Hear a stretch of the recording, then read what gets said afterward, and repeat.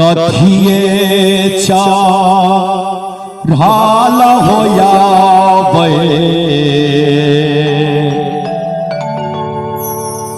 ईश्वरा हो महादेव कथिए हो चढ़ाला भागा आबा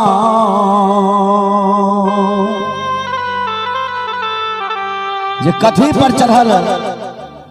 महादेव आवे छथिन और कथी पर चढ़ल भगवान आवे छथिन। आओ झूमर के माध्यम से सुनाबी। कथिए चढ़ाला होया ईश्वरा हो महादेवा कथिए हो चढ़ाला भागा आबाना कथिए चढ़ाला होया मैया भागवती कथिए हो चढ़ाला दीहा हमारा हो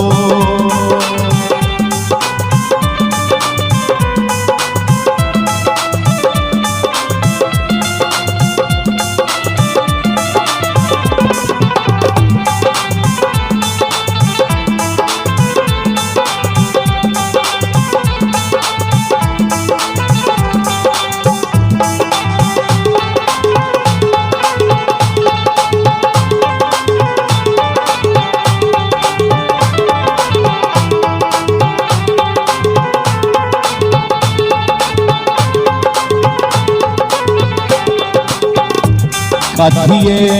चढ़ाल रे दैबा सोखा शंभो नाथ हो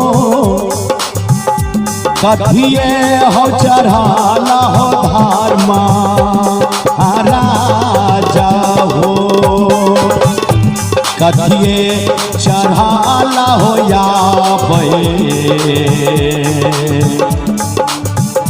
चौदह पंथ गोसाइया हो कथिए हो चढ़ाला हानो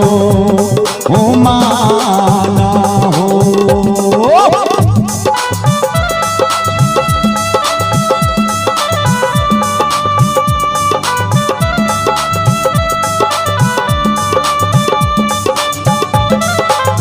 जय हो जय हो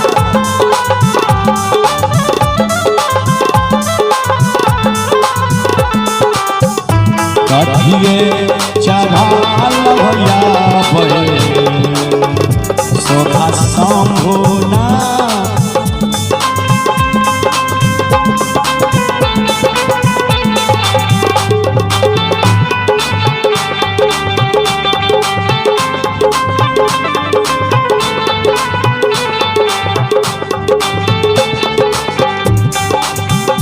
बसहे चढ़ाला होया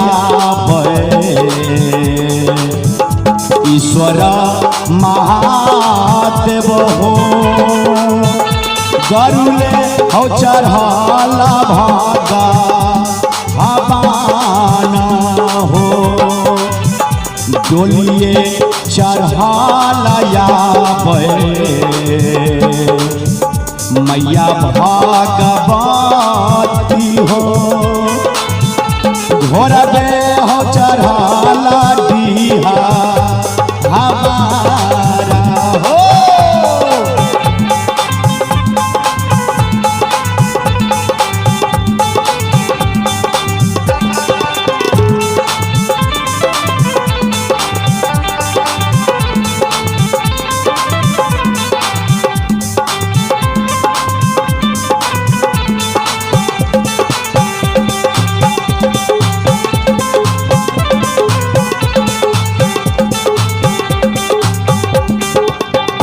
घोटने चढ़ाला सोखा शंभुनाथ हो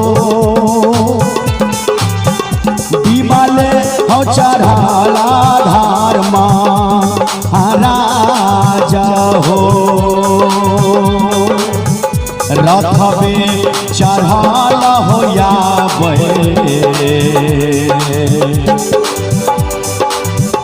चौदह पंथ गोसाइया हो ध्वजा दे हो चढ़ाला लो माना हो रथबे चढ़ाल या चौदह पंथ